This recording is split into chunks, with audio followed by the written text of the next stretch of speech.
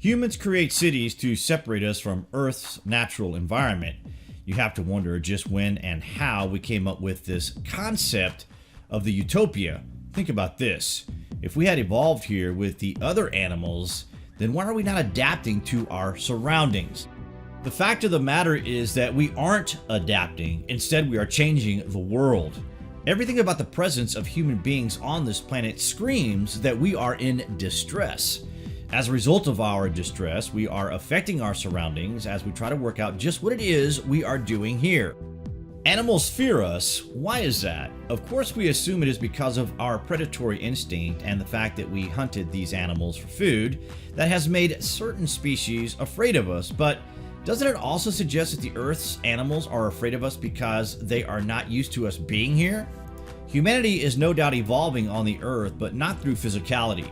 Our minds are evolving as our awareness of our surroundings is growing, and as a collective species, we are leaning towards collective awareness. Now, this could still be thousands of years away, but there are signs that we are breaking free from limited thought progression and beginning to use our intuition. This could lead to higher use of our brains, which could possibly evoke psychic abilities that the greatest thinkers of our kind have seemingly managed to develop. Thinkers like Srinivas Ramanuja, who clearly states that he visited a separate realm of reality to gain his overwhelming understanding of the mathematics. In the 1800s and early 1900s, Ramanujan was shown certain equations that were long considered in the realm of impossible understanding. Not only did this great thinker solve the problem, he improved upon it using highly encoded maths that he was not trained to discover, nor was he educated in such a way that he was understanding what he was doing. What this guy was doing was remembering things that he had seen at the Akashic record, and with a desire to crack age-old puzzles, he was fetching his knowledge during his lucid meditation, a practice it is thought that he stumbled upon. Nowadays, a genius is anyone that offers a flash of significant insight into a particular problem with a potential solution. Genius can also refer to someone with an extreme level of talent or ability, but you should note that every one of us has the mental capacity to be a genius. We are still trying to understand what it is that is preventing this. If you consider that when we go to the Akashic realm, we are no longer on the Earth. Our physical bodies remain, but we are in effect not present. This means that during sleep, and in Ramanujan's case, advanced sleep or astral travel, our consciousness is leaving the Earth. When we return to our bodies, we are recharged, and throughout the course of a day, we are worn down again. But during this time, we are able to understand things that we can't understand consciously. Most of us store this in our subconscious and never realize it, but in some cases, when we remember, we can change the course of history as we know it.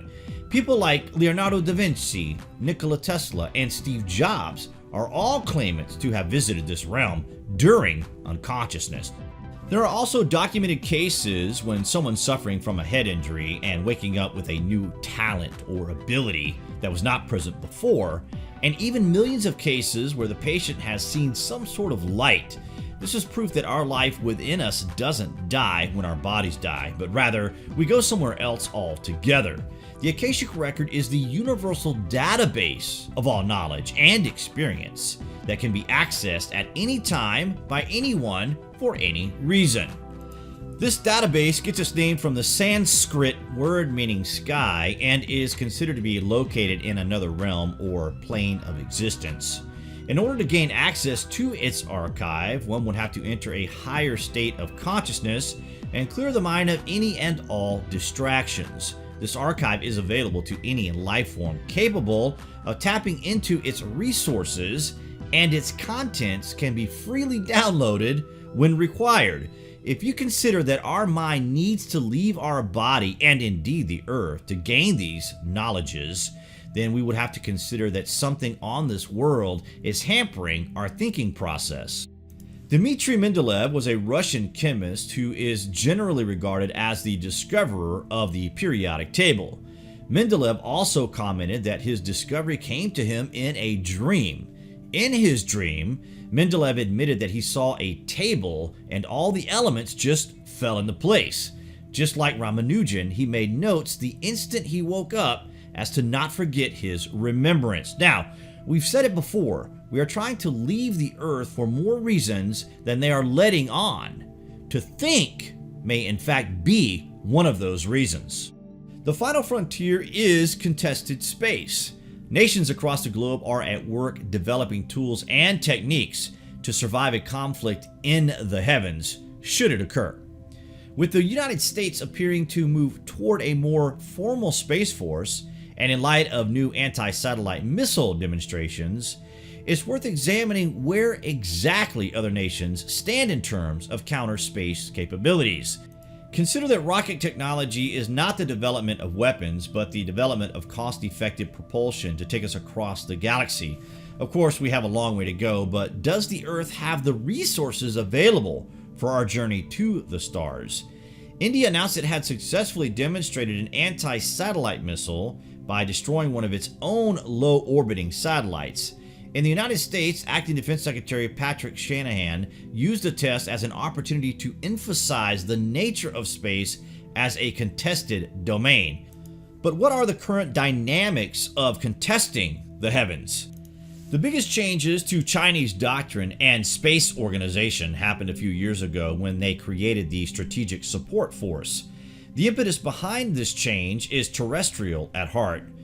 Given that the change occurred years ago, it's likely a response to how the United States relied on space assets during the start of the wars in Afghanistan and Iraq. This focus on space in response to U.S. activity is hardly a response unique to China. Almost every country in the world now has an interest one way or another, and you have to wonder if these other countries are in fact testing out the effects of space on the human mind. On October the 4th, 1957, the Soviet Union's famous satellite Sputnik was launched into orbit, and the space age began. Or did it? S.D. Tucker, author of Space Oddities, explains that while Sputnik may have marked the beginning of humanity's physical exploration of the universe, we had already been exploring it with our minds for thousands of years, probably since our earliest understanding of being present on Earth. During the 1950s, John Bradbury developed a new kind of telescope filled with an amazing 15 lenses. According to Bradbury, the more lenses in your telescope, the better the view of the heavens you would get. Something which would allow him to see the very edge of the universe itself, which he said was rectangular, made of metal, and magnetic. As far-fetched that may seem, it does, however, appear that we could be trapped. We could be an experiment, or we could be in hiding. The Earth could be hidden to preserve all life from whatever forces may be at work to destroy it. We should probably point out, however, that John Bradbury is not considered a great thinker, and during his lunar observations, he claimed to have seen giant finger made of plasticine emerging from the top of the moon. A remarkable sight indeed, but one which nobody else was able to confirm because no other astronomers possessed one of his multi-lensed telescopes. The reason no one possessed one of these devices was because, by filling it up with so many pieces of glass, Bradbury ended up with massively distorted images bearing no resemblance whatsoever to reality.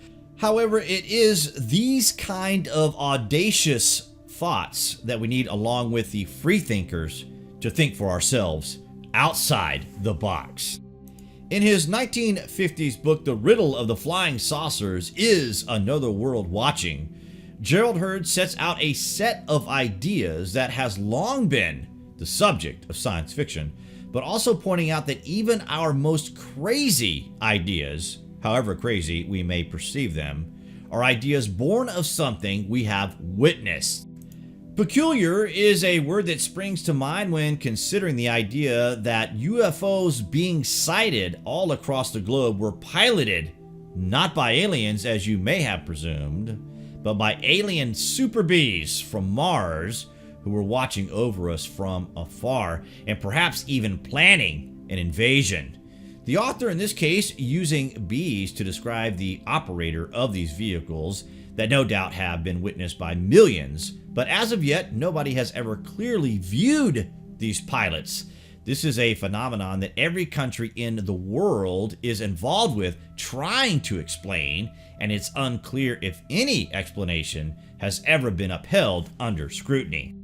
In the olden days, before we had the technology to really know what condition on other nearby planets were like, strange crossovers began to emerge between astronomy and spiritualism, with self-styled psychics claiming to have traveled to places such as Mars and Venus using their astral bodies.